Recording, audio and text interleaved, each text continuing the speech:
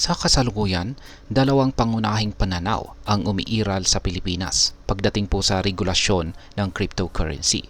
Si Representative Joey Salceda ay nag-file po ng resolusyon na nagsasaad na dapat repasuhin ng House Committees ang mga polisiya ng BSP at SEC kaugnay ng unregistered cryptocurrency platforms.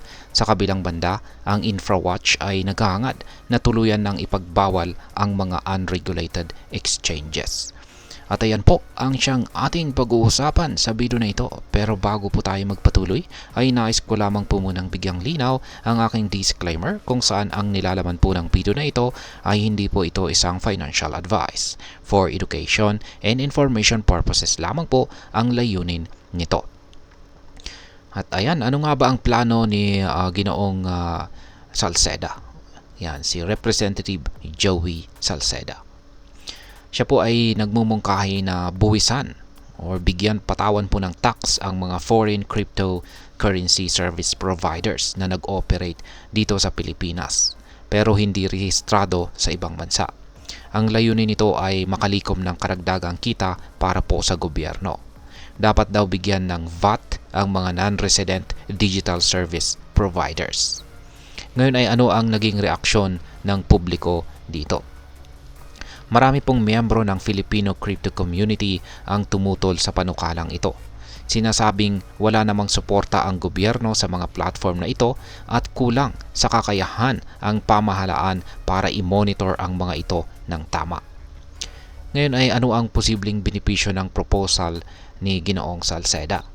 Bukod sa kita na maaring malikha na para po sa gobyerno, ang pagbibigay ng buwis sa mga foreign cryptocurrency service providers ay maaari pong magresulta sa regulatory clarity at fair competition. Yan, ang regulatory clarity ay mas magiging malinaw na regulasyon para sa cryptocurrency. Ang fair competition naman ay maaaring hikayatin ang mga local exchanges na makipagsabayan sa kanilang mga global counterparts. Ngayon ay ano ang mga hamon naman pagdating dito?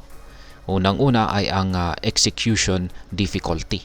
Maaring mahirapan po sa pagpapatupad lalo na sa pag-monitor ng mga transactions. Sunod ay ang impact nito sa mga users. Ang mga buwis ay maaari pong ipasa sa consumers na magresulta sa mas mataas na fees. At syempre, ayaw po natin yan bilang mga users.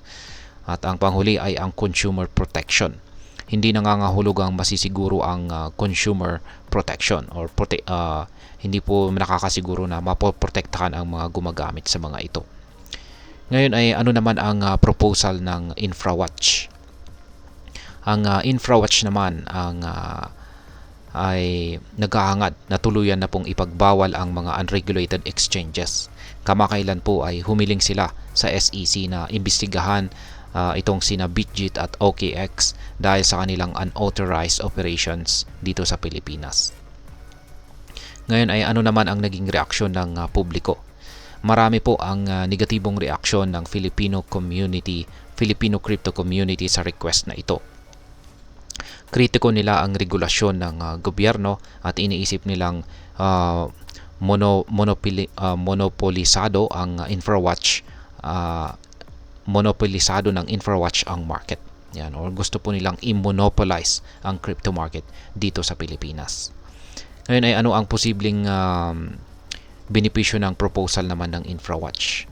Ayan, hangad po nila ang consumer protection, market integrity, at saka encouragement for compliance.